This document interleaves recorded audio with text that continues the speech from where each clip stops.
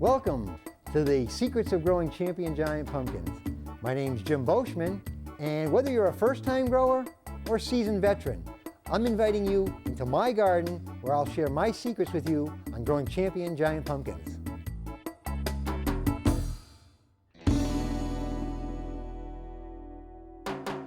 The actual first step in getting started on growing giant pumpkins begins with the germination of the seeds. The seeds that we use, the giant pumpkin growers use across the world, is the Atlantic Giant. Not a huge seed, typical about the size of your fingernail. This seed has been, generations and generations of seeds have been genetically worked with to create heavier pumpkins and also pumpkins that'll bring brighter colors to the pumpkin patch. Some are green, some are orange, and some are off-colored different shades of orange. What we're going to do, I'm going to show you first of all how I get started in getting these germinated. This has been the most successful method that I've used. Obviously, you could direct plant into the soil in the garden. However, you're going to wait 10 days, 2 weeks, sometimes even 3 weeks before you start seeing anything coming through the soil. The soil temperature is going to be just right. But my preferred method is indoors. I start them indoors. I'll take my choice seeds and I'll file the edges. Basically just to bring down take some of that hard shell off the edges, just the pointed tip end. You can see right there, a little filing on each side. And that's good. You don't want to break the very tip of it, but just get a little bit of that coarse shell off there, and it's going to help the seed emerge in the next few days. And I'll take a couple of them like that, and I'll get them all sanded. And basically, you're giving the seed a head start in the whole process. The next thing I'll do, I've got two basic 9-inch paper plates and a couple table napkins. What I'll do is I'll soak the napkins in a little bit of water, wring it out like that, and I'll lay the napkin on the paper plate just like that. The seeds, one of the first things you want to do is make sure if you're planting multiple seeds, you want to mark them with an H or whatever, to code them so you'll know which is which. This is real important for the keeping track of the genetic lines. That is what we do to identify which seeds are which. The next thing you do, you've got the wet napkin, you've got the seeds laid on there and they're marked. I'll take another wet napkin, wring it out so it's nice and moist, and I'll lay that on top of those seeds, just like that. The next thing I'll do is I'll put another paper plate on top, and then I'll slide them into a Ziploc bag, just like this, and I'll zip it shut. I'll give it a little squeeze, get all the air out. Now all you do is find a warm place with some controlled temperatures. On top of the refrigerator, under the sink.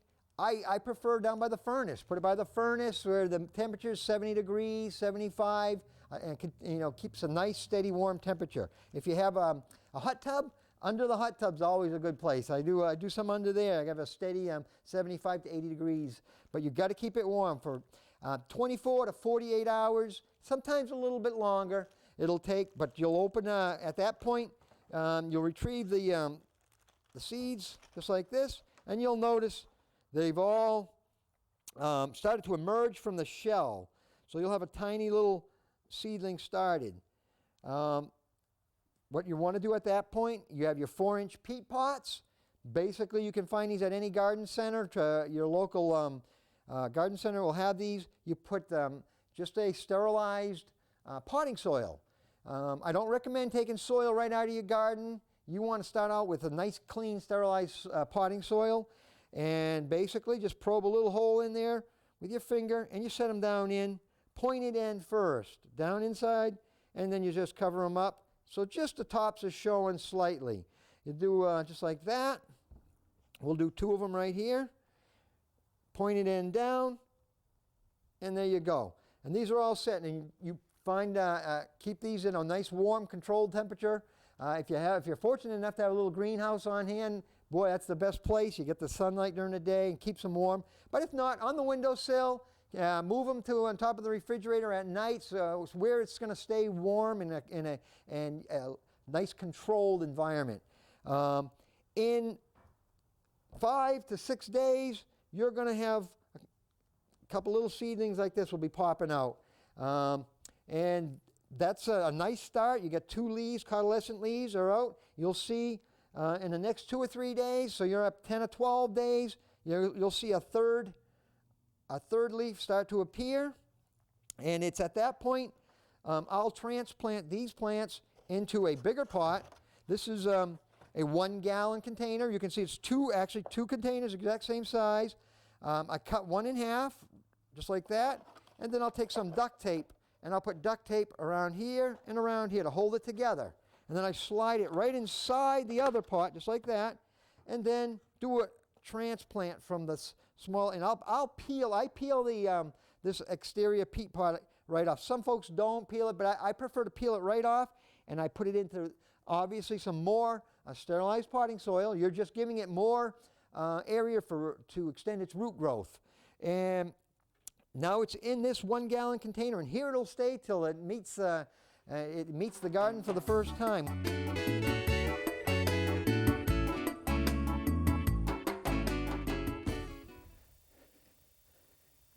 Okay, well, here we are.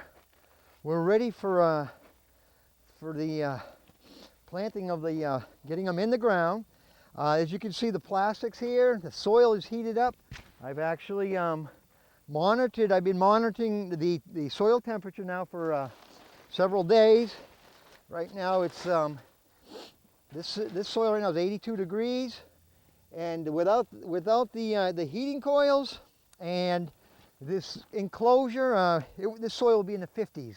So we're ready to get things going. All right.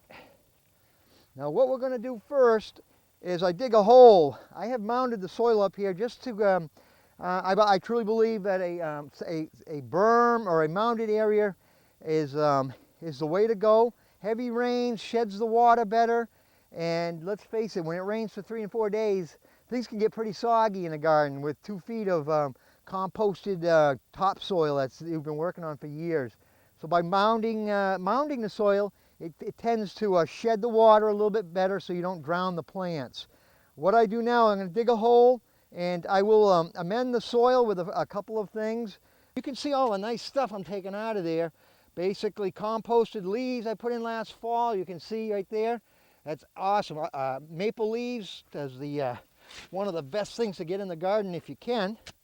And what we do is we're going to go down a good 2 feet. I'll go maybe even 30 inches if the digging's not too bad.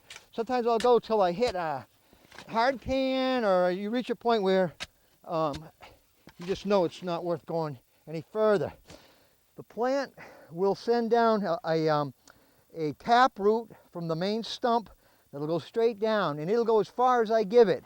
So by going down this deep and putting some nice loose soil down there, it's going to give it a real good chance to get down deep and pull up some nutrients. If I'm down to the very bottom, I'm about 30 inches down, and I'm actually hitting clay down there, so that's far enough. I'm going to loosen up what I've got. And now I'm going to add, I'll put a little 2 or 3 shovelfuls. And you can see this is real, it's light, it's got vermiculite in it, and it's basically, it's a potting soil I use at the nurseries. And all my plants, that's what I use to start them. But what I'm doing is I'm mixing this in, and it's loosening up my base. And I'm going to do this all the way to the top. So now I'm going to put a little bit more in of the virgin soil we took out of there. And we'll put a little more of this. And then you can see I'm creating a nice light mixture. I'm actually creating the biggest planting pot you could get, it's like, out in the garden, and it's going to be just what this plant needs to get started. Some people say, do you really need to do all this? And you get one shot at it, and you say to yourself, you want to look back in 6 months and say, should I have done it? And you know, you just gotta, I believe it certainly helps. All these little things that we do add up in the end. And there's nothing more rewarding than showing up at the local, you know, state fairs and, you know, the big New England Way Off. Have yourself a 1,000-pounder. It's pretty cool. It's not many people can do it. And I've been growing for about 8 years now, and I've only done it once. I had a 1,074-pounder in 2003, and but I've come close a few times. But I'm planning on doing it. I'm planning on doing it twice this year, and if you stay with me, you're going to see how it all works. And I believe we're going to see, if not two, at least one 1,000-pounder out of this garden. I hope to see two. But that's how it is right there. Now I think we're about ready. You can see we got ourselves a nice mixture here. The heater coils are surrounding the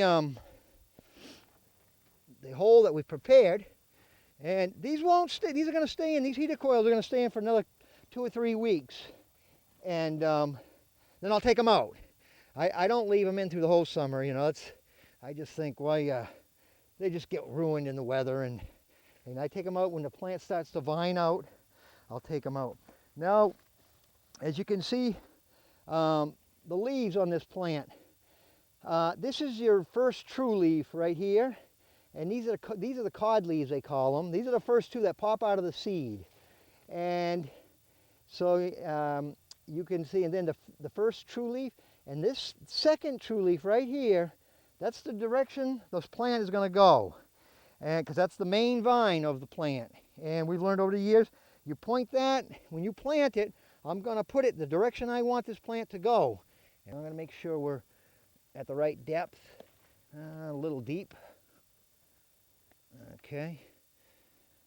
I have this is a fungicide. It's called Alliette, and it's basically a systemic fungicide. And I'll put a half a teaspoon around where the plant's going to go. The roots of the plant will absorb that and basically combat early fungus and disease that can get a plant right in the beginning. As it matures, I'll apply some more products to the soil as it progresses. But this is just a mild dose to get it off to a good start. What I've done is I've planted a pot inside a pot, as you can see. And this lower pot, the inside part is split in half, so it makes easily, you don't disrupt the roots when you do the transplant. You can see we've cut the inside part in half, and so there's one half. You can see all the roots taken off, 2.5, 3 weeks, and there you have it. The growth is showing tremendously in this 1-gallon container. So now I'm going to set it in. And remember now, the main vine is going to go that way. It's the smaller leaf going that way. So I'm going to plant this in the hole at a little bit of an angle, because I really want to make sure it lays right down and heads right out the door. All right.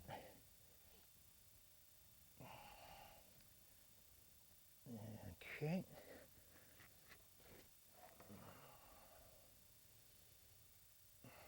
Got to keep that tag so we'll know exactly what seed this is, what plant we got going. And then we'll compact that in a little bit. So you can see I got it on a little bit of an angle. If you don't do that, sometimes that main vine will start growing and it'll want to go straight up in the air. It's going for the sun. And the next thing you know, it's up here and you're trying to pull it down to go a certain way you want.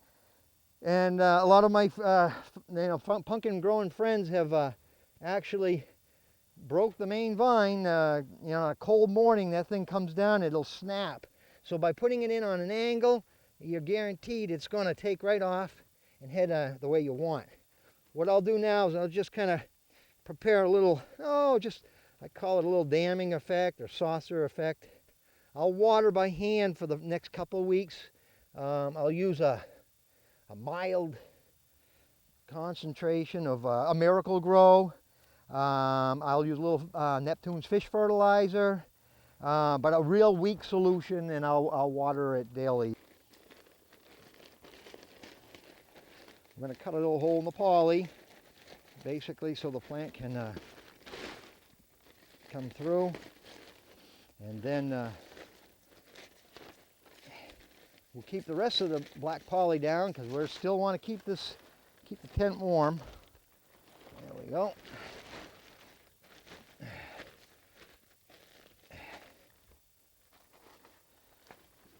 It's pretty much, I'll put our tag here. This is the 748 Koch, which was this happens to be the green squash, but there's 5 pumpkins and 1 squash going to be grown. But that's that happens to be the squash. And I'll put a little soil down and just to hold the plastic in place, because it will be here for the next 2 to 3 weeks. And that's going to do it, I think. We're good to go.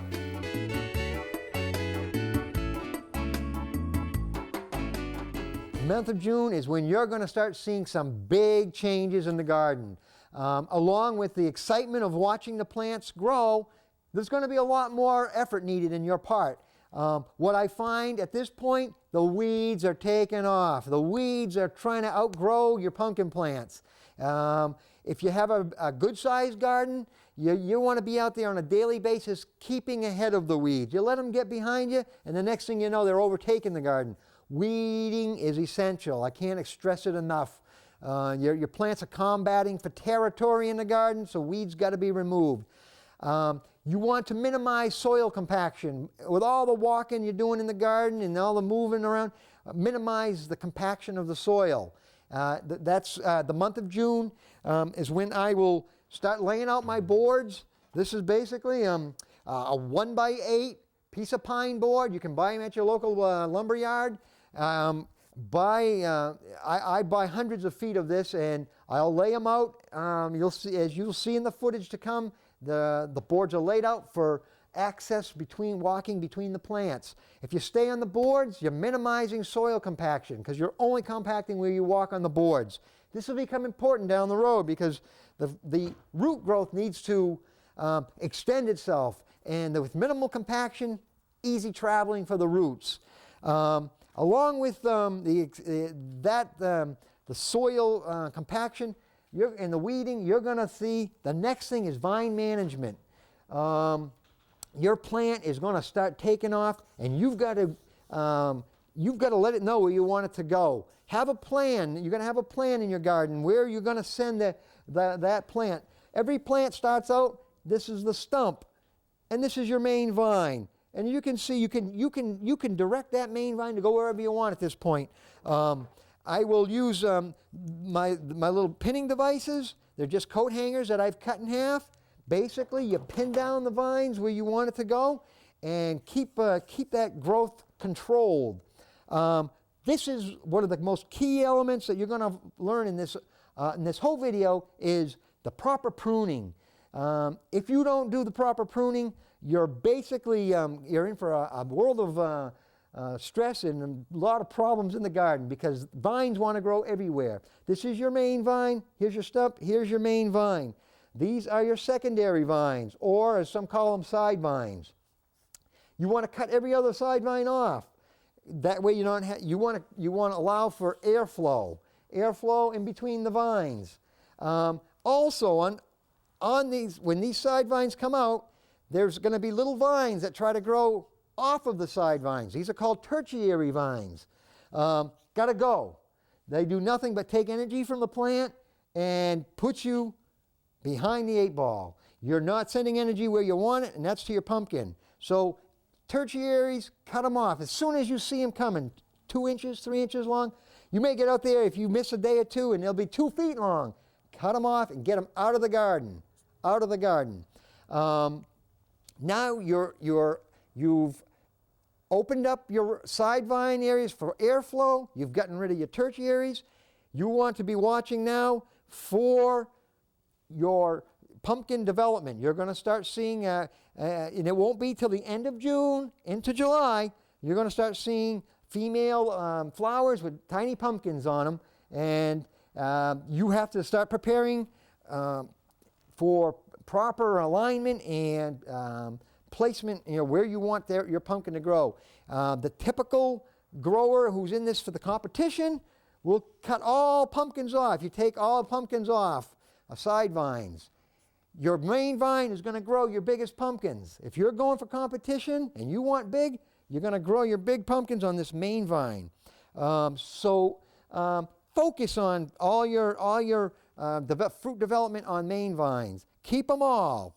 Keep them all. And as you get further into the month of July, you will slowly start cutting them off.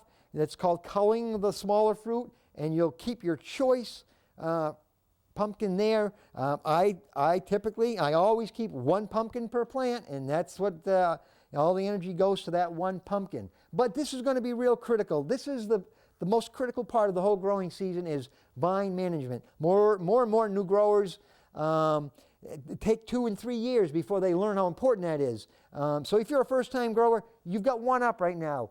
Pruning is very essential. This is called a Christmas tree pattern. As you can see, basically like a big Christmas tree. And that's what you can get. These, I typically go 500 to 600 square feet per plant. And that's plenty. That's plenty, and that'll give you plenty of energy to produce your very first 1,000-pound pumpkin or better, and hopefully put you in the winner's circle.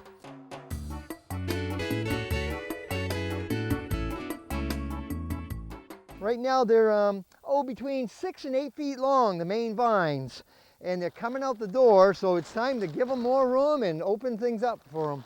About a foot a day they're growing, and so I have to I pin down the main vine. This is the main vine, and it's going to go out about 30 feet long, maybe even 40 if I've got a real good pumpkin on it. I'll let that main vine keep going.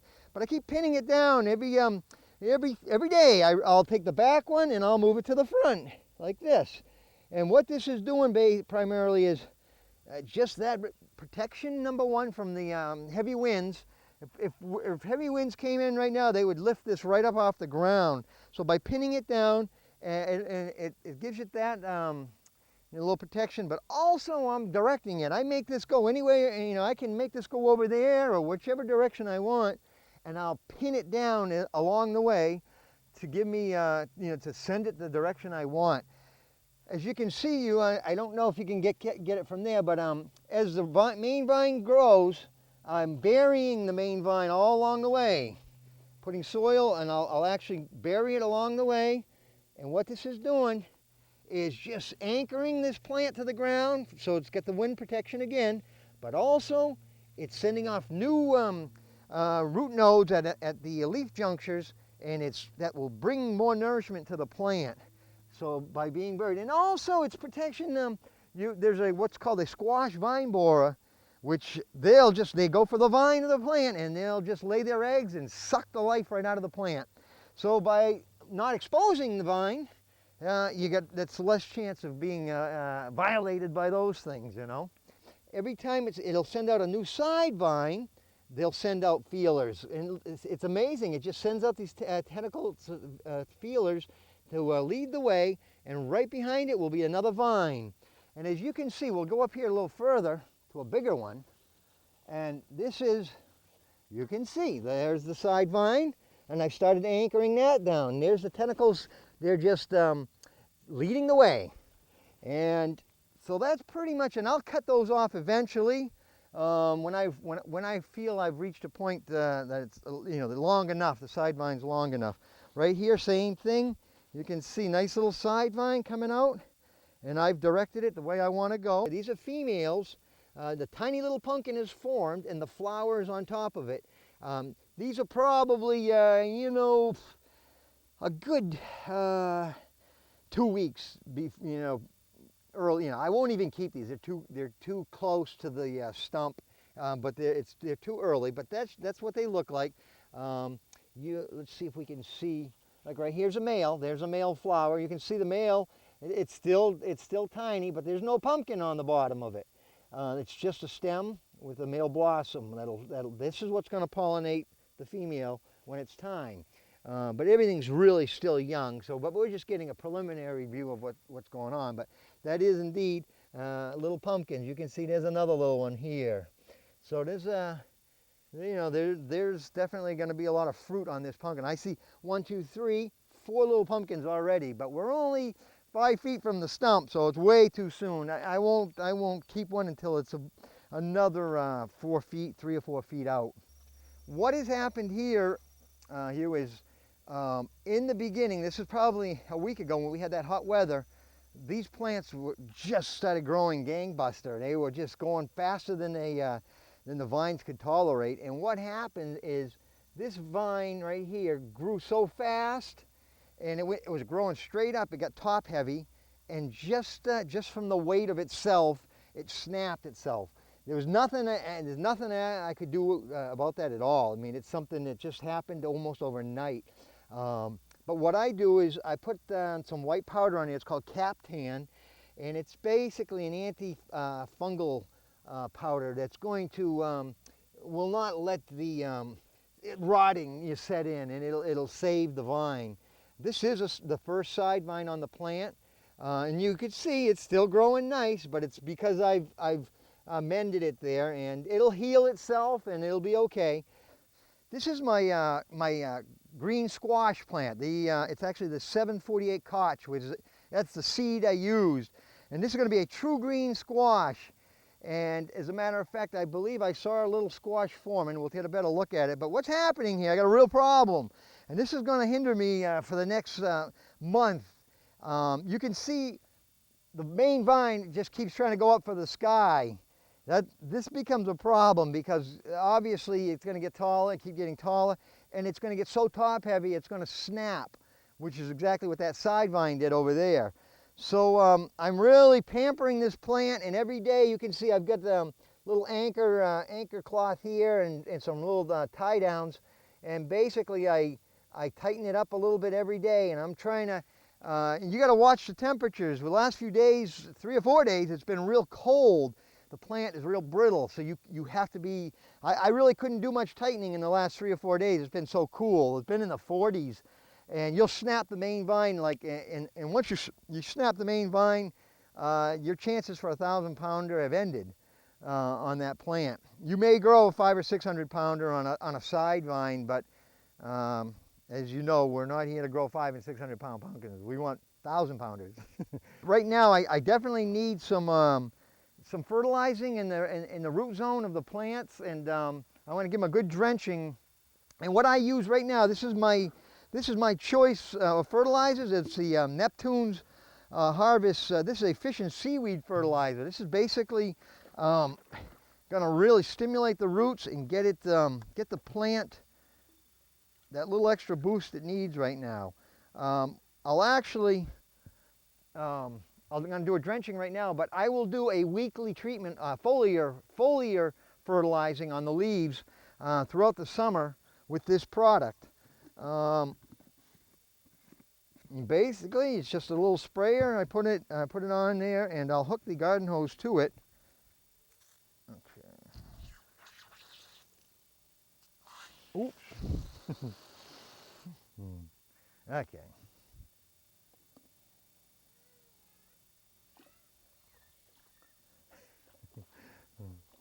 All right, and what this is going to do is going to siphon it right out of the container.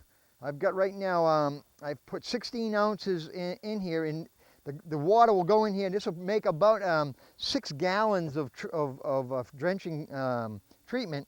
Let's just get a look here. And this little device I have, it's got, I can go up under the leaves, or I can go down on top of the leaves when I want. And I'll use this method here for my drenching. But right now I've got a nice little batch ready to go. The plant's going out there, and so I'm putting drenching the area where the plant's heading. These side vines are all coming over here and up in there, so I'm just kind of getting this, those are my focus points. And then obviously around the base of the plant to really get a good soaking down for the roots. Every week I've got a different treatment I'm going to be using. Or, you know, I'll use the same treatments, you know, every third week or something, but I'll add different stuff. But you can see this is going to, there's a lot of surface feeding roots on these pumpkin plants, and they're going to Just love this.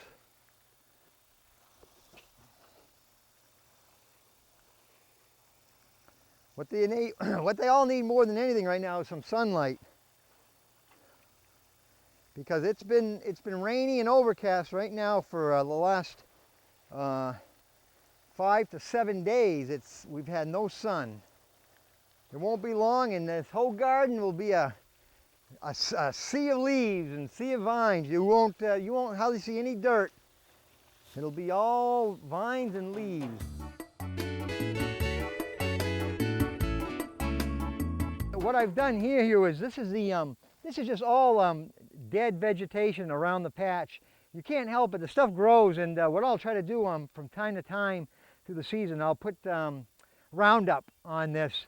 And basically, if you can minimize the growth around the garden, you're going to minimize the intrusion of different insects. I mean, there's certain things in around the edges that it invites them in, and next thing you know, they're in your garden.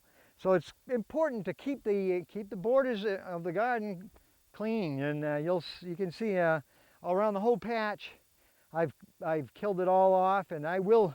You can't do that on a windy day though; they'll go right onto your pumpkin plant. But it's important to keep the growth down. It's going to keep. You want to keep maximum airflow in the pumpkin patch.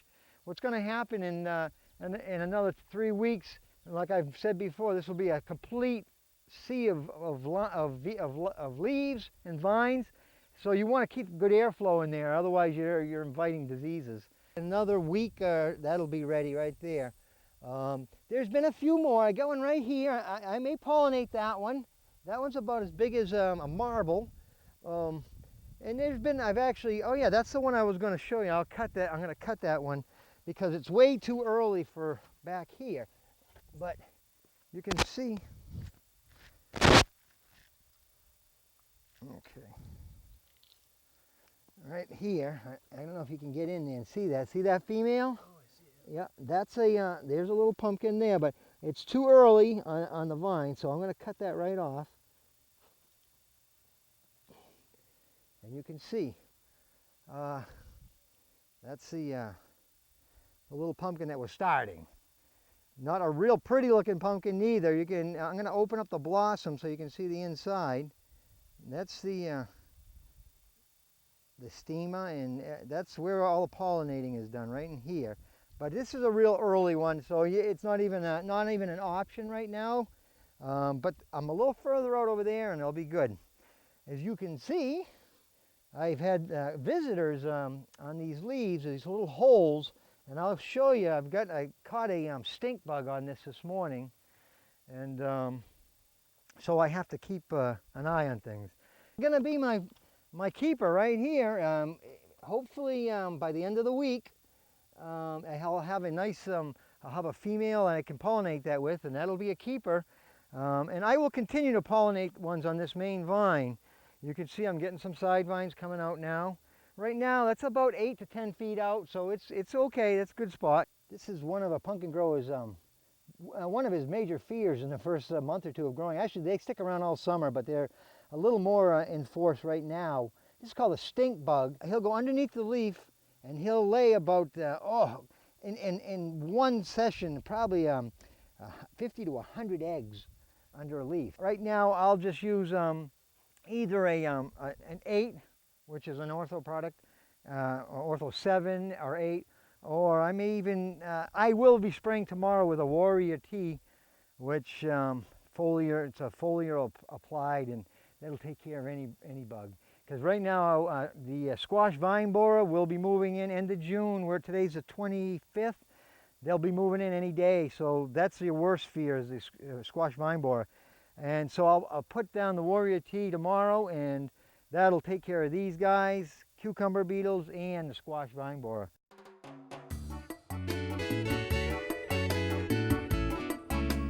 Okay, so there we go. We've just finished up the month of June. Very exciting month in the pumpkin patch. A lot going on. As we go into July now, basically you're still weeding. You're still doing some selective pruning. You're just monitoring the patch, keeping your eye out for diseases as usual. The most exciting part of the month of July is going to be now determining which pumpkins you're going to keep for the remainder of the summer. The whole month of July, you want to consider pollination as the month of July. If you can get it done the first couple of weeks, that's great. It's giving you a jump start. This is a little drawing. You can basically see this is what is going to be in the patch. A female flower has the little pumpkin growing right before the blossom, and the male flower doesn't have a little pumpkin growing. It's basically just some petals and the male pollinator. So basically you're going to see coming up next, as a competitive grower, I do all controlled pollinating. I'm up early in the morning and I make sure that I put the pollen where I want it from which pumpkin to which pumpkin. And so you're going to see this is the open end of the blossom looking down in. These are the lobes. This is a particular drawing. There's 4 lobes. Sometimes you'll have 5 lobes, and there's even been 6 lobes in the past. But typical is a 4 lobe, and you're going to peel the petals off the male, and you're just going to insert the male into the lobe area of the blossom and just spread that powdery pollen around on the lobes. Typically, you want to do at least 3, if you can, 3 male into the female, and then once it's all pollinated, you tie it up with a zip tie, and you're on your way. And you'll know within 3 to 5 days, maybe a week, if you got a good take, and the pumpkin will remain shiny and prosper from there. But that's what we're up to that's the highlight is in July is getting your pollinations done.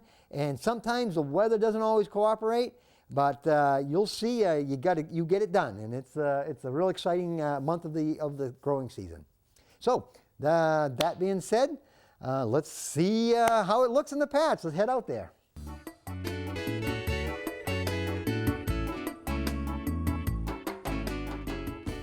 What I've got here is this is the 1104 Hester, and I'm going to do a pollination.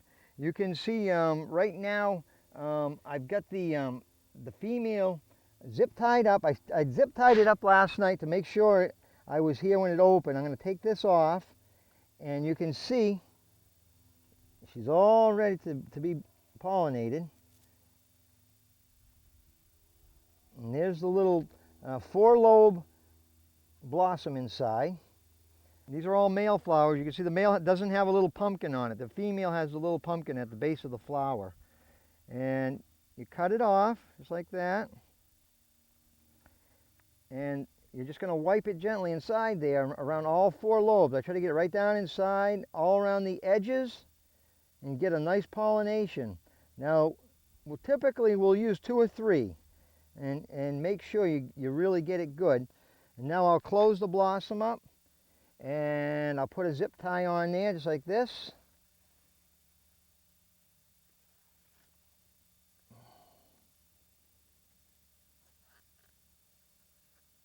There.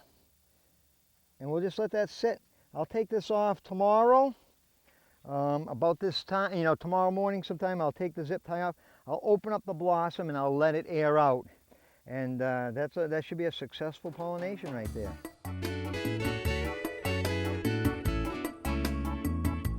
Nice looking, aren't you? I mean, that's that's a nice looking, and you could see, but the flower wouldn't open this morning, and I waited till about 9, 10 o'clock, and it wasn't opening, and it was due to open. I mean, I know, a plump, shiny little pumpkin, and the blossom had swelled up, and it yellowed up. It was ready time to open, and it would not open. So I just took the old number 2 steak knife right here, and I cut it open, forced entry we call that, and pollinated it, and hopefully she'll take. I mean, I hope next time you come in a week, this thing will be about the size of, if all is going good, a big grapefruit, maybe even going on to a football size type thing, This is actually a male blossom that went by. This was one of yesterday's. It's already opened, and the bees have already got to it. So that would normally be snipped off on a day-to-day basis.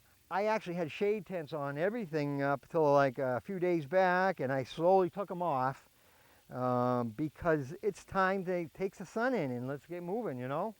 And but you can, you know, like I'll probably, if we have another day tomorrow like today, I threw up a quick shade tent on that one, mainly because I had one pollinated under there and this morning, so I have to try to keep it as cool as possible, you know. You can see here's a little female, just never really developed, and this is what's happening. They're shriveling up, not developing at all. And this is a nice strong main vine. Right now we're about 12 to 15 feet out right here. This is ideal setting area, and I've had 3 in a row that do this. They just didn't develop. They just shriveled up. On a couple of the other plants, I forced the blossom open and pollinated, but it didn't take. So we're basically up against this right now. I've got, as you can see, there's another nice one forming there and a little teeny one at the end. But you know, this is every 4 feet is another week before I can pollinate. And right now we're at a point, ideal first 2 weeks of July, you know. So I'm not in a panic mode, but it's certainly a little bit behind normal, you know.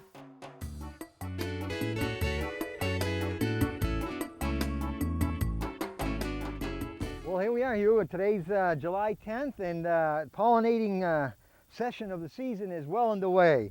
I think the last time we talked, I was definitely having some problems. A lot of us were in New Hampshire. The female blossoms weren't developing, and even the male blossoms were not producing, and we just couldn't get the pollinations. More so than anything, it was the females, little pumpkins would get about as big as a grape, and they would just dry up and fall off. But in the last week or so, I've managed to get a few things happening for me. I came out this morning, and there she was. Got a nice shine to it.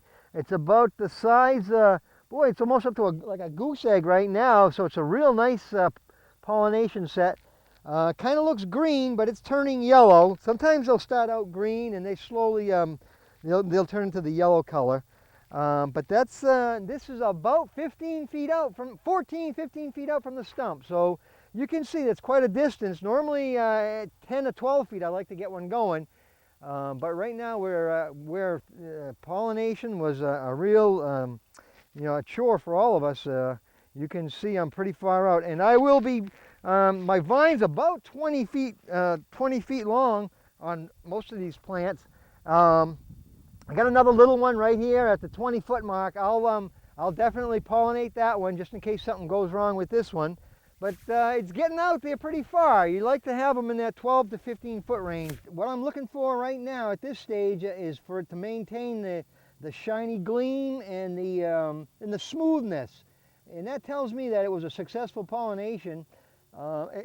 It looks like it's going to be okay. It's been about 5 days now, so if it was going to abort, it would have done it by now, I believe. So this will probably be my number one. This will be my keeper on this plant. That's an excellent cross, the 898 by 845 Barbier. So that's the good news on this end of the garden. What you're looking at there is a Japanese beetle. Definitely don't want any of these in the garden. They'll chew the leaves right up. All right, I'm going to definitely be spraying this evening. I like to spray my, oh, I didn't get him.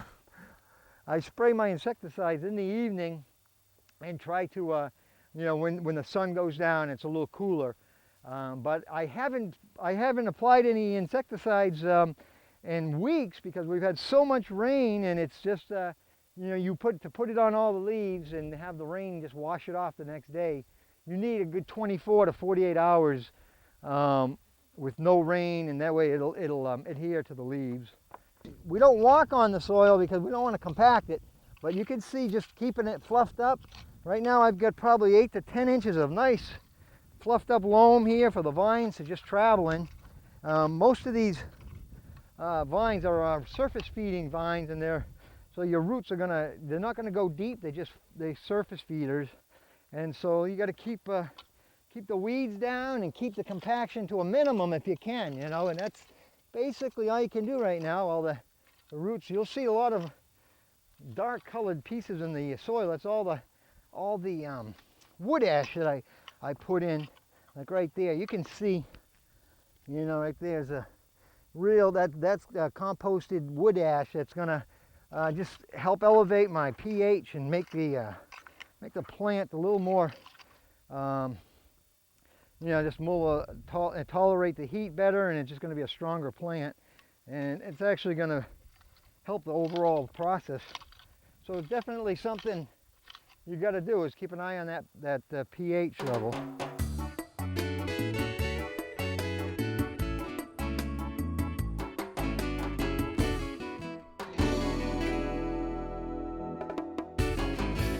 This was pollinated about a week ago. Real nice pollination. Got a nice long stem, you can see right here. Good 4 or 5 inches long right now. It's growing perpendicular to the vine. That's exactly what we want. What I do is I edge it a little bit. I help it out. You can see I put a little dirt to one side, and I'll push it 1/2 inch a day, just like that. Don't put boards up against it. Don't put anything. You're gonna anything but dirt. You're gonna scar up the pumpkin. I put a little dirt up, push 1/2 inch a day.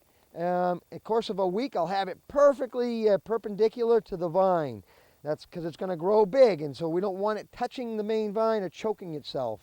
I've propped it up with some little pieces of styrofoam right now because I want the main vine to come up. This pumpkin's going to grow. It'll start growing massive in within a week's time. This thing's going to quadruple in size. And so as it gets bigger, the vine has to come up. And so I prop it up with styrofoam. I pull the root and the node roots up out of the soil. And right now the pumpkin's a little dirty because it's been raining off and on all day. You'll never see my pumpkins that dirty. I keep them, I have a spray bottle. I clean them daily just to keep the contaminants and stuff off the pumpkin. But right now with the hard rains that just came in, it just splashes the dirt up. But that's the 500 Boschman. This is the one I'm putting all the eggs in the basket. This is the one that's going to take me to the Elite 3. See how it's growing with the vine? This is what we don't want. But I can't get in there with any dirt because it's too close to the vine right now. So I'm slowly, with a piece of styrofoam up against the stem, I've wedged it in there. And I'll slowly, each day, I'll put a bigger piece in until I slowly get it to come out. The next time you come here, you'll see it. It'll be out here, and it'll be perpendicular to the vine. But it takes a lot of, little at a time, or you'll snap it. You can't just go turning it all one day. This one's gonna open tomorrow.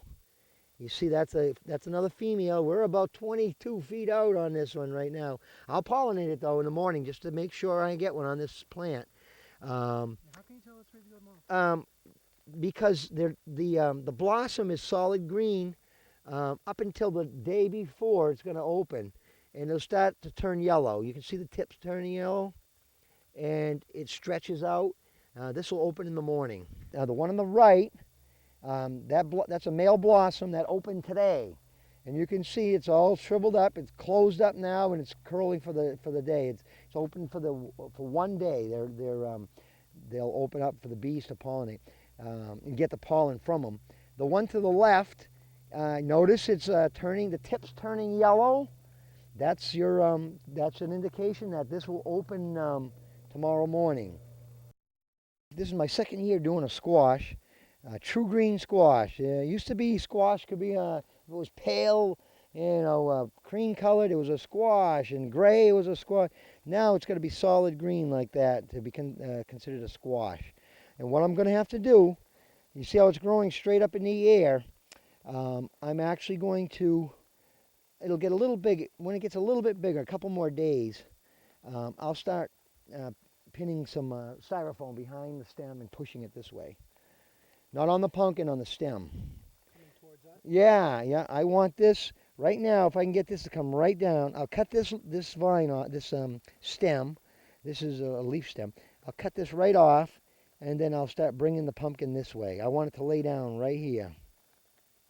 That's where it's going to lay down, and that's going to be the starting point for the first 1,000 pound true green squash. Notice how all the vines have come to an end. You know, that one hasn't got here yet, but it's called we deadhead the vines. And you actually cut the vine, you dead end it. This one's dead ended over here. And the vines will grow for 40, 50 feet if you let them. So you actually cut it like that, just square it right up nice. I cut all the tentacles and the different blossoms, cut them right off and bury it, and it's there for the rest of the summer.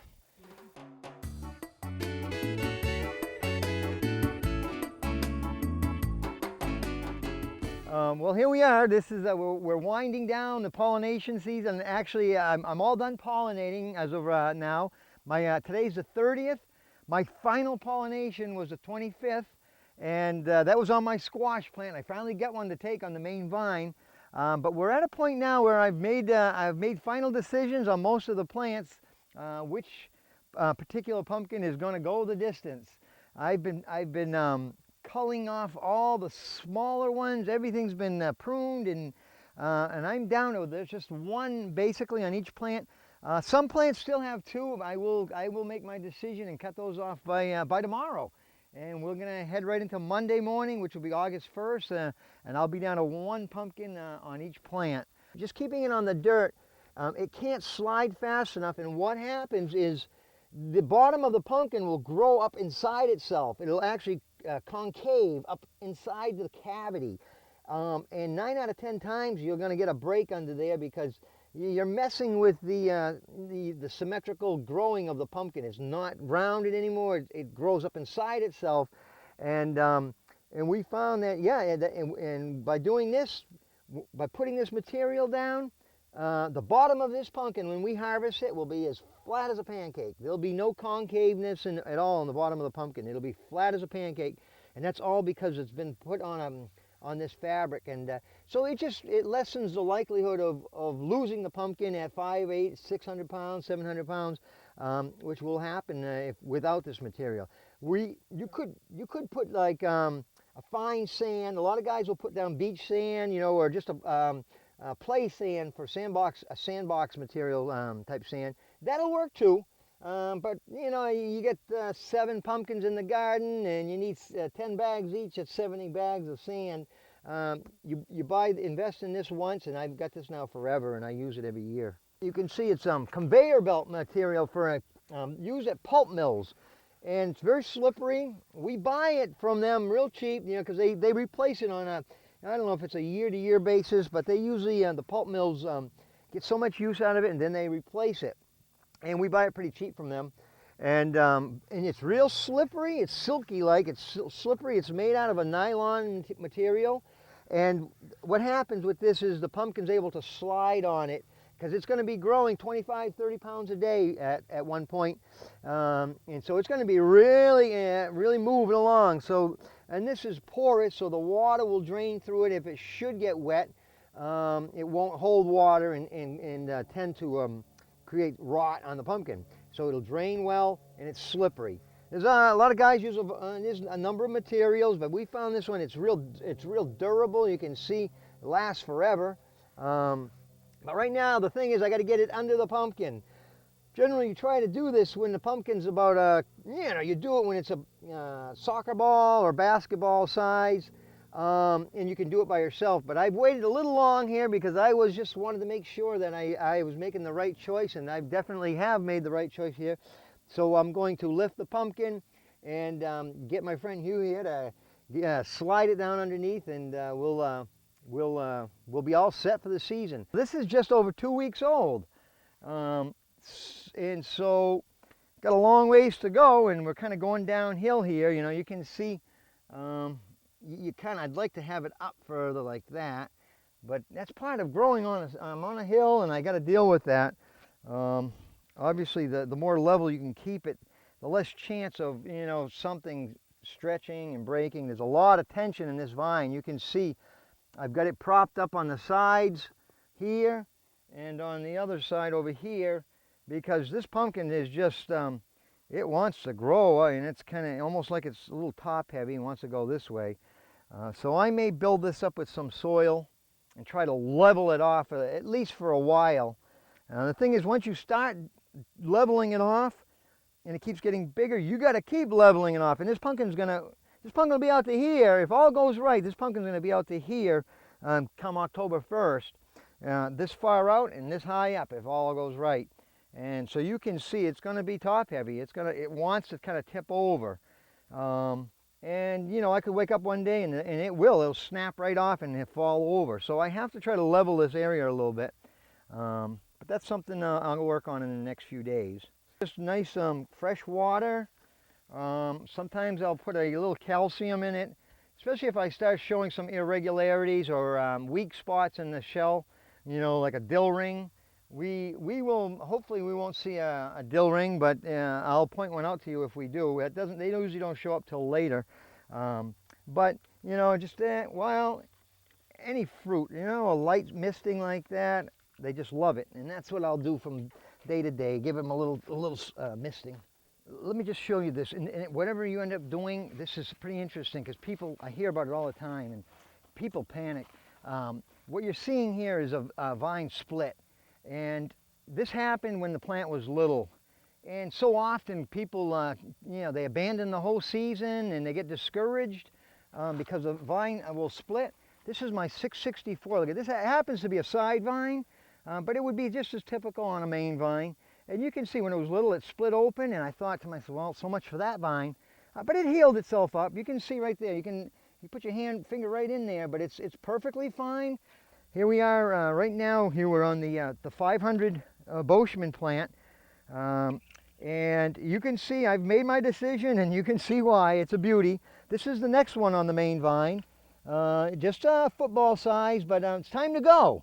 August 1st is the day after tomorrow, and I have a policy that by the end of July, I'm down to one pumpkin on each plant. So what I'm going to do is, I don't typically like to cut it all at once because it may send a surge to the one that's growing it. So what we're going to do is I'm going to cut into it halfway today. Just right to halfway mark, you can see. And tomorrow, 24 hours from now, I'll go the rest of the way. If it was bigger, I would do it in a 3-day cut. I would do a third, a third, a third, just to minimize the possibility of sending a surge to that main pumpkin that I'm keeping. So tomorrow at this time, I'll sever that right off completely, and that'll be the end of that.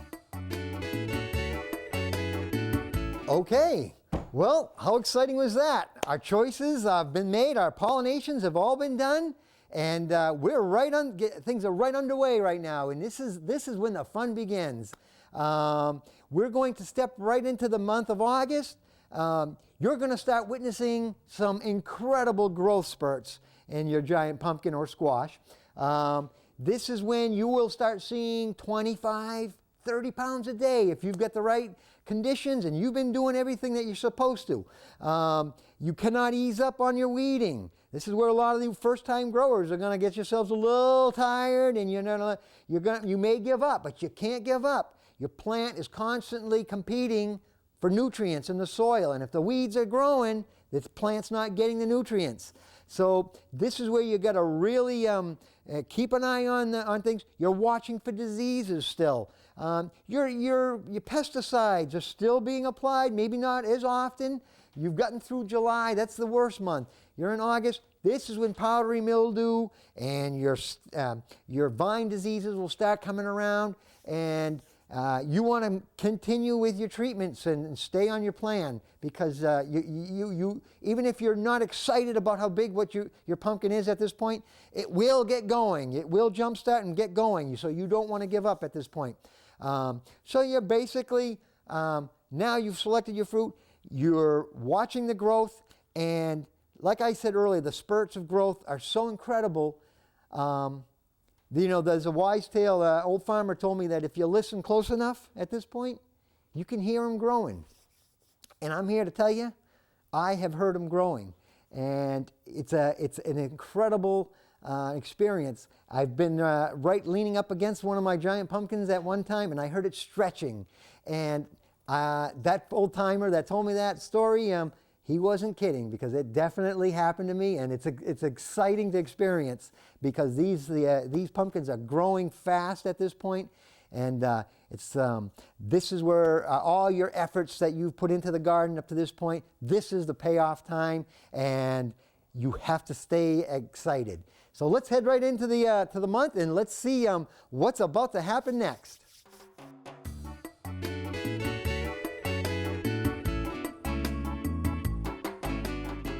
Well, listen, today's the 9th of August, and all my decisions have been made.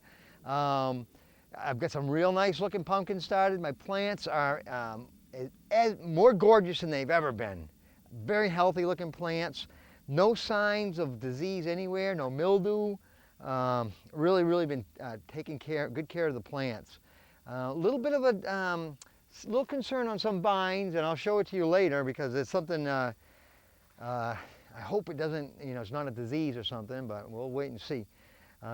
What we're going to do today, a couple of things. I'm going to show you guys, this is you should keep a log of all the pumpkins. I usually wait till August. I don't keep track of anything till August, because, that's when they're really starting to put on some pounds. Right now I've got 2 or 3 pumpkins that are putting on 25 pounds a day, which is good. They're really kicking right in. My biggest right here is, like I've been saying right along, on the 500 Boschman plant. Gorgeous. It's the best looking pumpkin I've had in a long time. It's pollinated on July 13th, so it's not an early pollination, so it's got a real stir, the whole plant is just beautiful. The leaves are glossy, leathery looking. Look at this leaf right here. I mean, this is gorgeous. Look at this. That's got to be at least 30 inches across right there. You look at the ones over to this side, and they got that drooping effect. That all had to go, when we had those hot 90-degree days, they wilted, but they stayed strong, and they hung in there, and they didn't crumple up and wilt and die. And but as the plant, we got out of that hot season, and we got going, and everything's really matured. I'm pruning every day right here. I got my little pruning knife.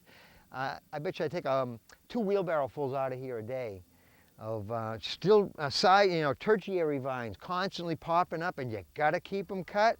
Keep the aisles open for in between your rows, just like that, so you can walk up here easily.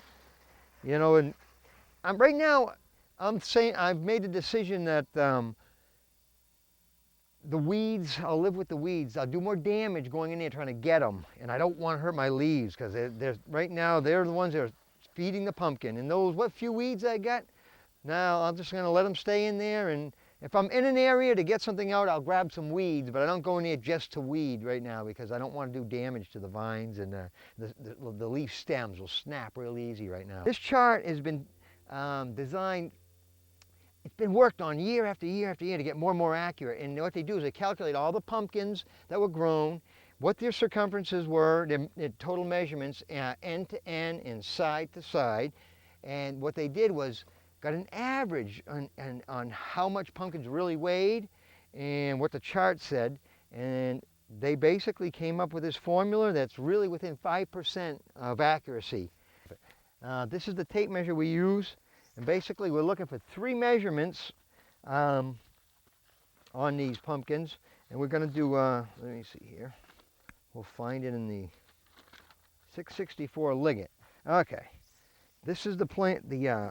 This particular seed produced a 1,300 pounder last year, 1353 from Bob Liggett.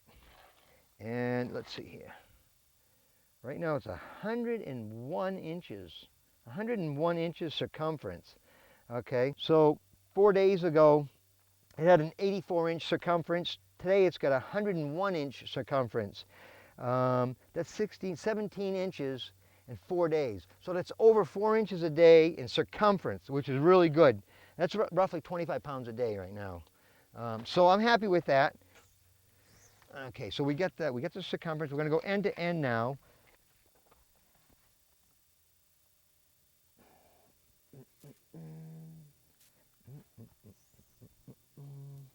Okay, it's 70 inches end to end. So we'll mark that in here, end to end, 70 inches. And the last measurement will be side to side. Side to side. Big tall pumpkin. It's 74 inches. 74 inches side to side. If you just want to do a circumference, that'll get you pretty close. To go just by my circumference, it says it should weigh 280 pounds. Okay, but we found by doing all three measurements and adding them together, and then you get the total and you go to the chart here, this is going to get real accurate. It's a little more work, but it's three measurements. So according to the chart, it says this pumpkin should weigh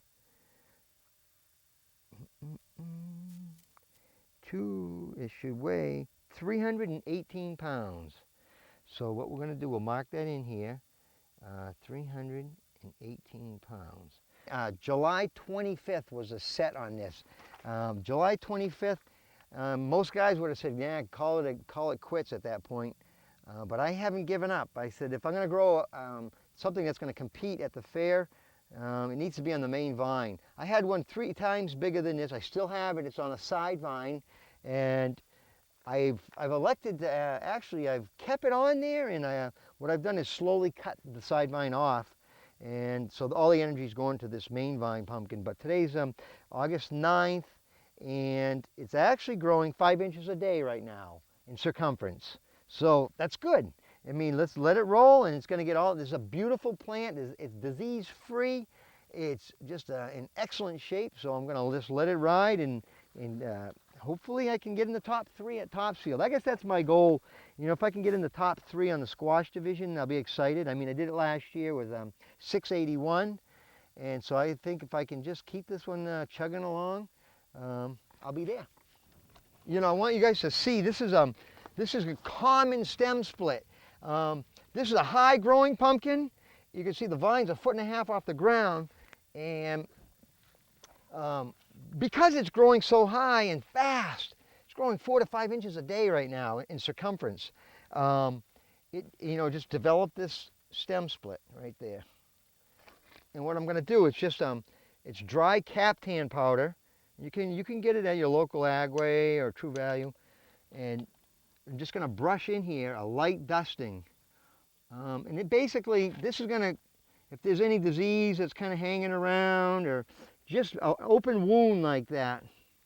And if you'll notice, there's a crack here, that started naturally, but I opened up the bottom. I made a little crack on the bottom, a little V-shaped crack, because water goes in here. When I irrigate, water goes in here and it'll collect and rot.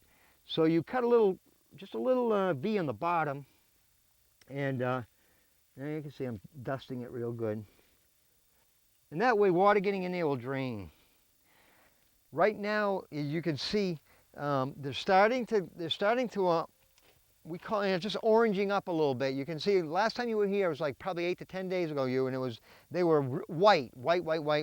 And you can see it's starting to, and right now it's completely shaded, but it's taking on its own color. Nice texture, and it's still got a nice shine to it. And you can see it's really a nice blocky looking pumpkin. That's what we like, is blocky.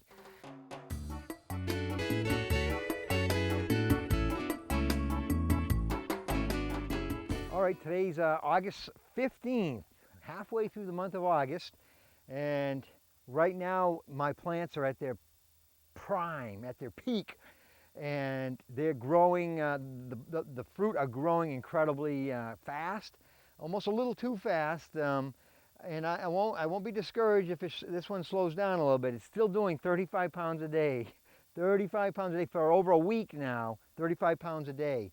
I just noticed, I checked just about a few minutes ago, and I've developed some stem split, which is typical, you know, when something's growing that fast.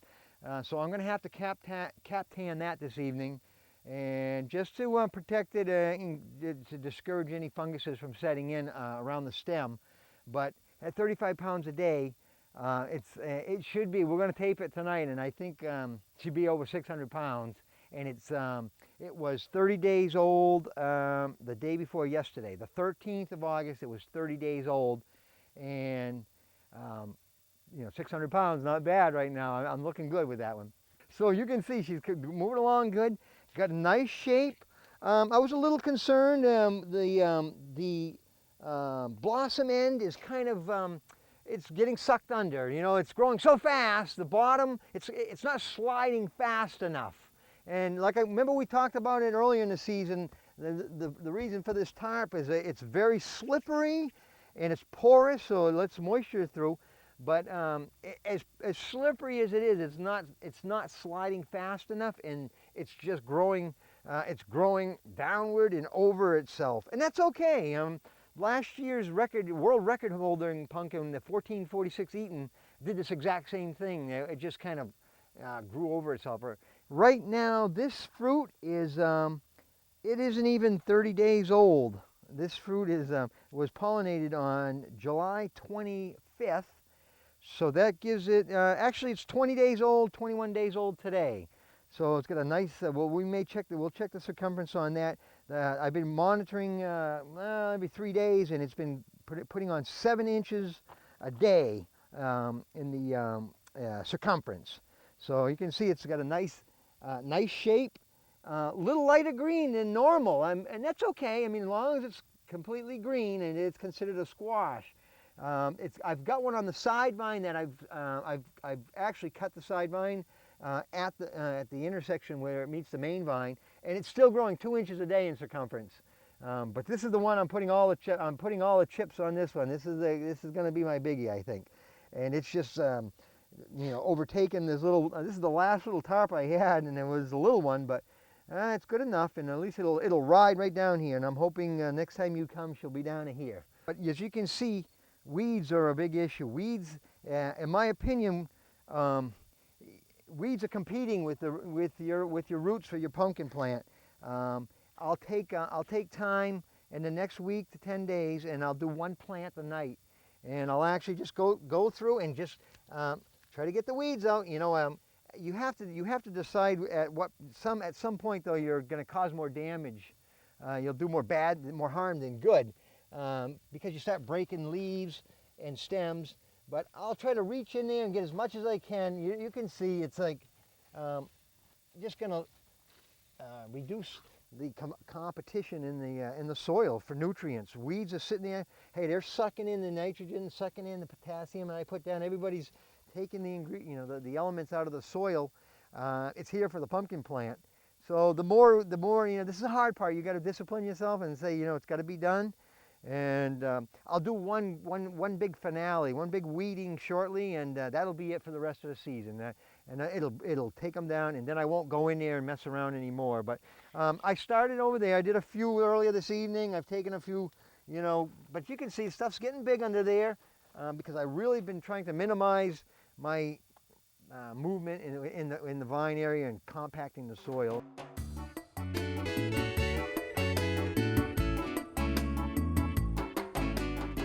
Well, all right, here we are. Things are getting exciting now here. We're down at the mid-August. Today's the 22nd of August. Things have peaked as far as growing. The days of 35, 31 pounds a day have gone. Right now, everything's in the 20 to 25 pounds a day. Hopefully, I'm still going 25. It could be 20 on my big guy. These are all, the rest are doing 19, 20, 21 pounds a day. My squash is taken right off. It was doing 27 pounds a day 4 days ago. It's a late pollination, but boy, it's a beauty, and it's coming on strong. So right now we're just watching things. I had a little fatality on the 664 ligget.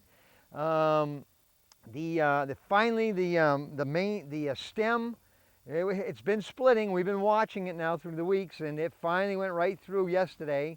So I filled it up. The bulging white stuff you see is that's insulation foam from a can, and we basically sprayed it into the stem area. A lot of times when you get a pumpkin this wide, it generally gets tall too, so there's even more weight on the top of the pumpkin, and that's pushing down on the sides, and that's where cracks develop.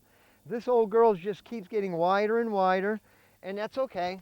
It can just keep getting wider, and it's keeping a little less weight on the top. But I give it a little support. As you can see, I brought in about half a cubic yard of loam from my loam pile over there. and I've been packing and packing. Some folks will do sand. You could put sand around it if you wanted to, buy play sand. I've been through that, and after you buy 40 bags of play sand at $3 a bag, sure you can buy a truckload, but you know, I don't know, somehow carrying it from over there to here. I usually buy it by the bags, but this year I said I have my own loam pile right there, so I just bring in a nice fresh soil, loam, topsoil, and packing it under the edges, and hopefully it just gives it a little side support, and you'll funny, I'll come out and I will see the I'll see the tarp has moved, and that's exciting.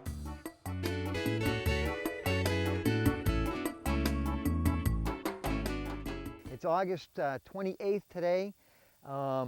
Things are still chugging along good. My plants are looking nice and healthy. Definitely the best season I've ever had as far as the plants, the health of the plants and the longevity and the keeping the plants young looking. Pumpkins are all still growing. We'll do a few measurements today and see exactly what we got going on, but just from visual inspection, I can tell they're still growing. The squash is going crazy, and so if I can keep up the growth that they're doing right now for a couple more weeks, I'm going to really be looking good for the weigh-offs. Yeah, we'll head down this way and we'll take a look.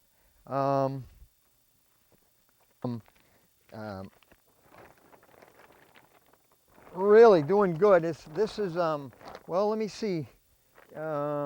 It's about the 20. It's a month and 3 days old right now, and boy, I'm going to say she's in the 400-pound range for being 30 days old. That's really good. Beautiful shape, nice symmetrical shape to it. No big dips or worries, no big concerns. If you want to take a look here, just to take a look at the stem on this, I mean, you can see the big difference in a squash stem and a pumpkin stem.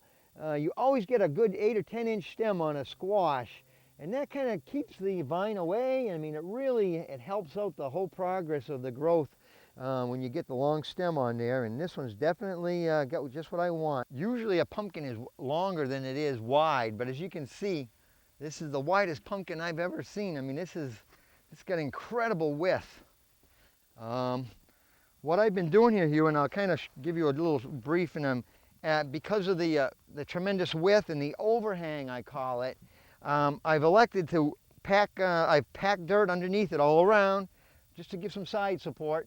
You have to think of this as a little structure, and you know, the walls can only hold up so much weight, and right now, if I'm correct, these are going to be some pretty thick, heavy walls right here, and just a whole shell. A lot of weight up here pushing down on the side, so I've packed dirt up under the edges, and just to give it a little support. And I see day to day, I can see the movement in the tarp, and it's definitely it's gaining.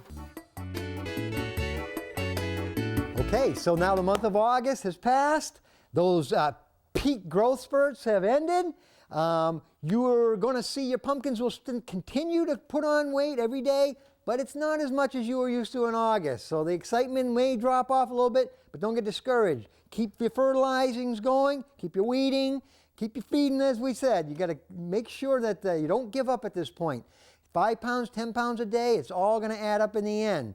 You're going to notice two things are going to be happening here. We're going to start getting cold nights with real sunny, warm afternoons. It's going to be important because of those cold nights. Open your shelters. You'll notice all your choice pumpkins, all my choice pumpkins had little protection shade tents over them. Those tents were designed to give them protection from the elements, the weather, and keep them dry and clean. But I open them up now in September. I open them up and invite the warm fall sun in, and it'll warm up the shell of the pumpkin. So as you go into the evening months, if they're predicting 40 degrees, 45 degrees at night, throw a blanket on them. Help hold in some of that heat. Yeah, you're also going to notice right at this point in time, your fruit is going to start to develop some irregularities if it hasn't already.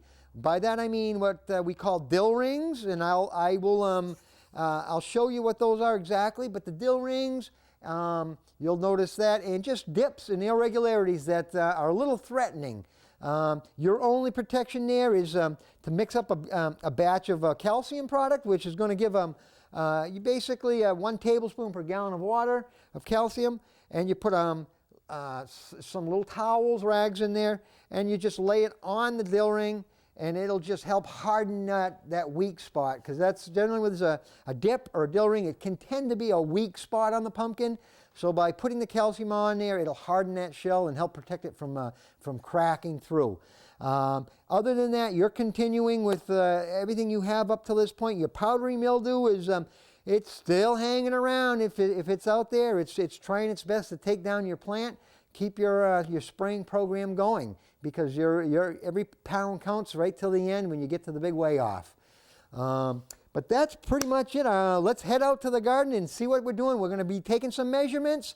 This is another exciting part of the month of September, is taking those measurements and seeing how much growth you're getting. And it's been going on through August and all of September. And every inch is another 5 pounds. Every 2 inches, you got to keep on adding on the weight, because your goal here is to win the big prize at the annual fair. So let's see what we got. Today's September 4th. Beautiful weather for September. It's actually good growing weather right now, and we're taking advantage of every hour, every moment of beautiful sunshine and warmth during the days. Right now I've elected to open up the tents in the daytime, let the sun warm up the pumpkins, and when the sun goes down, I'm putting the blankets on real heavy. We're going down into the 50s, mid-50s now in the night, in the evening. So the colder it gets, the slower it'll start shutting down the growth on a lot of the pumpkins. So what you typically like to do is try to keep them warm, keep that warmth in as much of the nighttime as you can. I did a complete weeding on my primary plants in the last few days. One last time, went in there, pulled out as many weeds. Right now I want everything that can go to the plants to go. I'm really excited. We're September 4th, and I've still got growth going on. All right, what you're looking at here is, this is actually just a little scarring caused by myself, carelessness, measuring the pumpkin. The more you're around the squash or the pumpkin, you're gonna nick it. You know, I keep knee pads on my knees, and I'll scun it from time to time. That I assume is from my belt buckle. Reaching over to get the tape on there, and it won't be that harmful, but if it was deeper, it could start, cause a problem. But this one's healing over nice.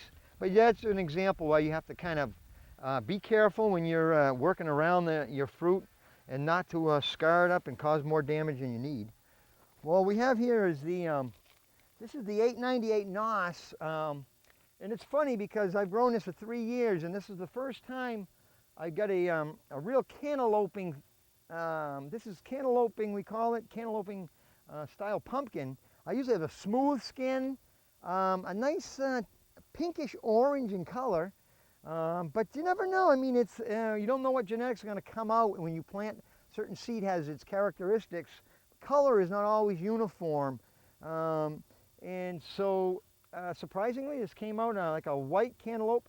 I'm leaving the shade tent open here. I'm letting the sun get in it. Not only is it going to, generate some heat into the pumpkin for tonight, and I'll put the blankets on, but it's going to possibly bring a little bit of orange color to it. I can see it bleeding through a little bit of color here. So it's all part of the growth process and just the maturing of the fruit.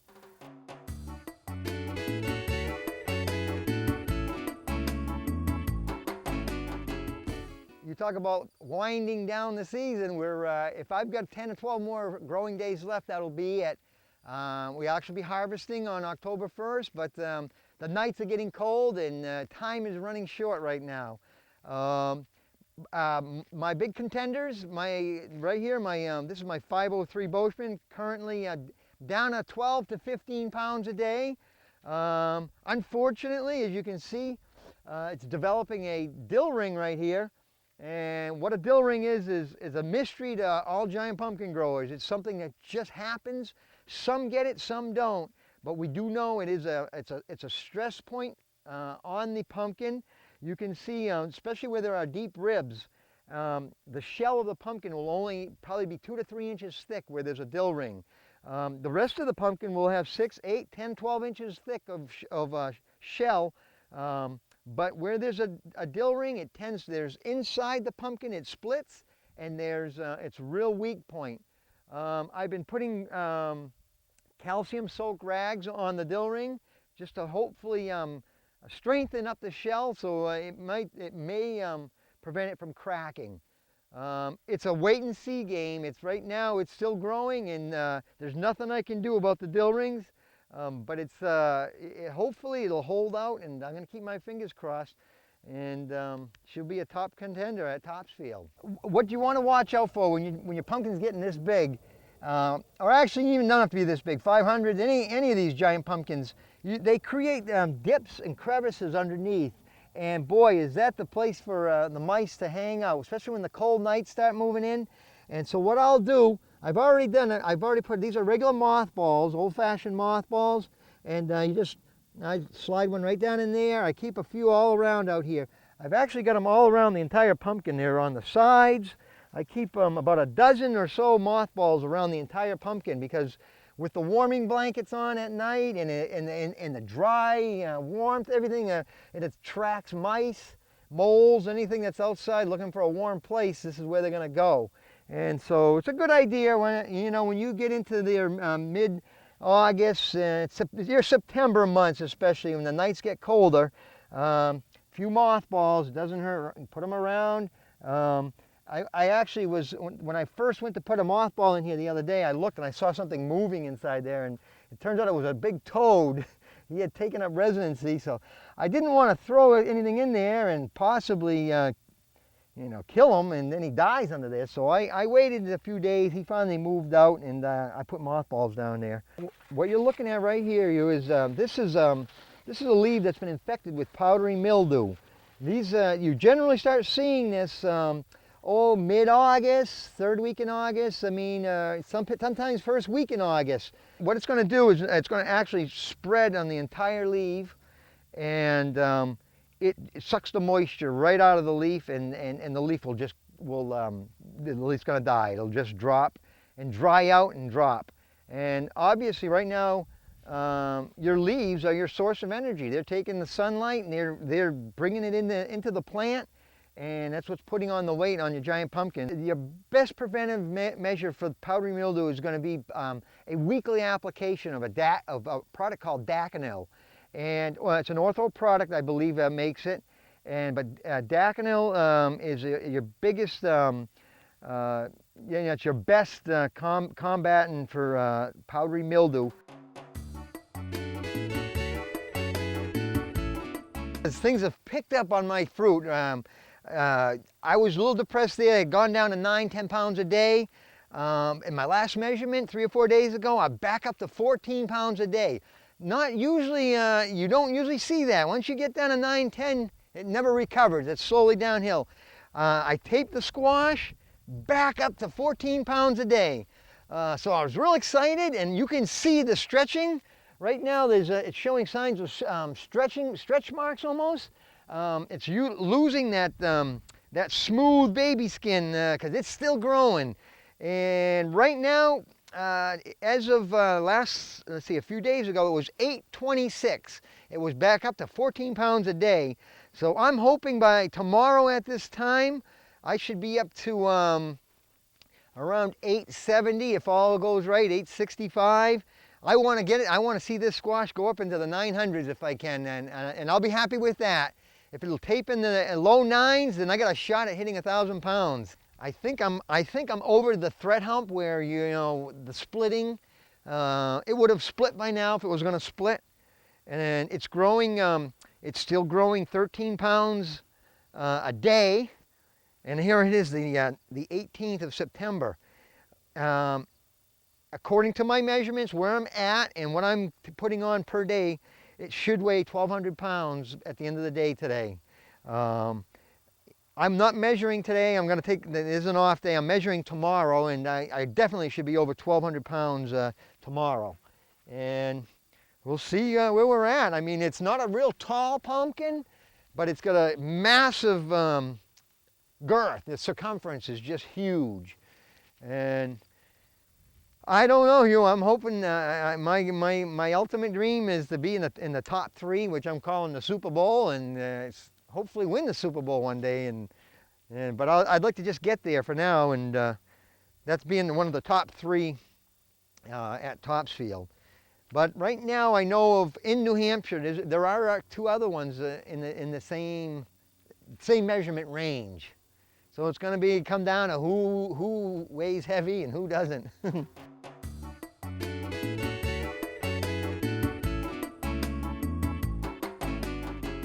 Well, here we are. This is September 25th. We've got a week left, and the big showdown was upon us. Things have subsided in the patch. I mean, it's getting late in the season. The nights are getting pretty chilly right now. My squash right here is down. My most recent taping was a 900 even, and that was 2 nights ago at 900 even, and it was at 7 pounds a day still. I really believe, I mean, it's going to keep dwindling because it's been going steadily down, and so I think if I get 4 pounds a day now for the next 3 or 4 days, that'll be okay. And the closer I can edge myself to 1,000 pounds, the better chance I'll have of getting in the elite group of 1,000-pound squash holders, This down to 4 pounds a day. I did a taping 2 nights ago, and it was at 1,216 pounds right now, and I'm real excited. I mean, I just can't imagine if it weighs heavy what'll happen. But even if it just weighs what it tapes, I'll be more than pleased. If it's in the 1100s, I'll be more than satisfied also. All right, folks, we've ended the month of September. Things were really exciting. Our peak growth spurts have ended, but things are looking great. We've got some great things going on in the garden. Choices have to be made now. It's time to decide which pumpkins are going where, and hopefully at this point you have something you're real proud of. And I personally will be taking my choice pumpkins and squash to the local Topsfield Fair, one of the oldest and most recognized weigh-off sites in the USA. And so upon harvesting my choice pumpkins, I will lift them off the ground with a cargo net. I'll inspect them completely. The underneath, the sides, everything needs to be inspected. Make sure there's no holes into the cavity. A hole or a crack could spell disaster and eliminate me from all competitions. So that's pretty much what's in store at this point. And we're going to move forward right into the month of October here, and let's see what's going on in the garden next. It's Friday night, 5 o'clock, this big showdown time. Going to Topsfield Fair in the morning. I'm real excited. Right now, the big boys, she's taping out at 1250. With any luck, she might weigh heavy, you never know. But I'll take whatever she gives me. Definitely be a personal best, I believe. And I'm real excited. I got all the guys are here to help me do what we got to do and send it off to Topsfield in the morning. Plants still holding out. I've been trimming and cutting things back and making room, and we're going to bring the fork truck in, and we're going to lift it up and get her put where she belongs. The big squash, she's weighing in. She's taping in right now at 905. I cut her a couple hours ago, and you can see I've set the vines and watering jugs. I actually drank 2 or 3 inches out of this one, an inch out of that one, so it's drinking a little bit. I figure get it to drink about a gallon of water before it gets to the weigh-off. Put a few more pounds on. That'll be nice. Yeah, she's flawless, still in nice shape. Got no cracks, no stem stress, anything. Everything's looking good. I'm real excited, and we're ready to bring it to Topsfield. Well, what we're going to do here today, basically we're going to cut her from the main vine, and I'm going to bring in a harness strap. It's sort of like a cargo strap, and we're going to wrap it around the entire pumpkin, and all the straps will come up to a circular ring that'll be attached to the forklift, and we're going to lift it right up off the ground, only about a foot, and we're going to slide a pallet underneath it with a good 4 to 5 inches of padding and set it down, and that's where she'll make her journey to Topsfield in the morning. Basically, I've got a gallon jug ready here. Let's see, I'm going to cut this jug a little bit wider. It's just fresh tap water. It's a proven theory, and the whole thing. Once I cut the vine, it's going to draw water for into the night, and if it can draw a gallon of water or so, I mean that's another 6 or 7 pounds for the way off tomorrow. So what I'll do right now, I'm going to trim off a few leaves. These there's a little vine we're going to trim off. We'll cut this right here. You can see the water, the juices are still in there. She's still plugging along a couple pounds a day right now. So what I'm going to do basically is, let's see here, we're going to get, I'm going to make the cut right here. There it is. Now she's been disconnected, and what I'll do is basically get it in the jug of water like this, and I'll leave it right like that, and hopefully I'm going to mark the water level. Yeah, I got a magic marker. Basically I'll put a line right here and see how much it drinks between now and we'll be actually lifting it in a few minutes, or maybe 20 minutes, half an hour before we actually lift it.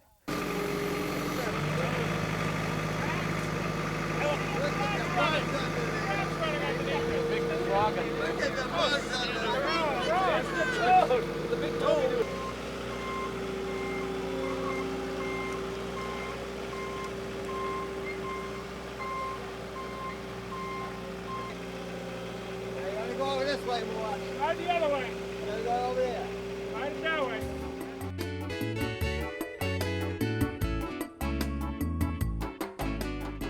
Okay guys, here we are. This is the big morning. We're here, Topsfield, the Topsfield Arena, and ready to get things underway. The entries are coming in. I got my squash here. She made the trip sound, no cracks, everything's looking good. I left a few feet of vine on both sides, and I estimate she drank about 3/4 of a gallon between yesterday when I picked it and now. 3/4 to a gallon right near. That could be another 5 or 6 pounds, so I'll take whatever we can get. So right now, the contest rules, you can keep 1 inch of vine on each side of the stem. So I'm gonna I'll make a cut right here, and that's it. She's done now. And then I'll make a cut on this side.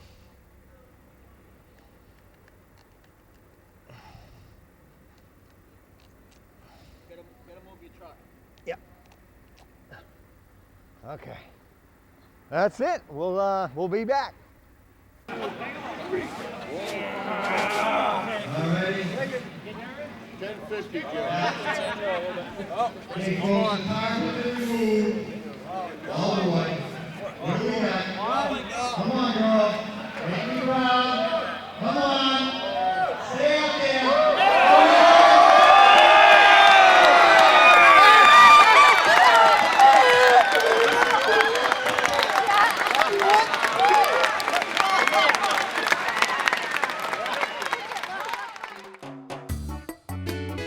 There you have it, folks. It doesn't get any better than that in giant pumpkin growing. First place in the pumpkin division, first place in the squash division.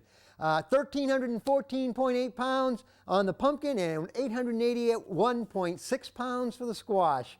The ultimate achievement in this hobby. To win both categories, I couldn't have asked for more. But it all, that's the product of all your hard work, is the celebration and the fun that comes out of winning first place. Your next concern at this point is going to be show it off as much as you can and harvest those seeds. All right, so let's go back to the pumpkin one last time. Well, here we are. Today's October 30th. And the season has formally come to an end. Halloween's tomorrow. All the giant pumpkins have been brought to the all the different weigh-offs, all the cash prizes and trophies and ribbons have been won. And now it's down to, well, making one final little memento out of your giant pumpkin. And what I generally will do is I try to create some type of a sculpture. I do giant pumpkin sculpturing, and I do giant pumpkin carve-outs. And I try to create something of interest, and the pumpkin itself is of great interest, but when you carve something neat into it, it's even more amazing to people. Ideally too, what we're looking for right now is to get the seeds out. I got to get the seeds into the drying process that needs to be done. If I wait too much longer and they get hit with frost and freezing on the pumpkins, it could affect the seeds, the turnout of the seeds. I'm just going to sink it in all the way, and then I'll start cutting.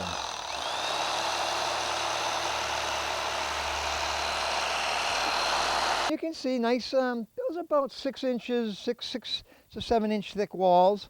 And what we'll do is we'll just take a little search through here, make sure there's no seeds. The seeds will be you know, all inside the different cavities of the wall.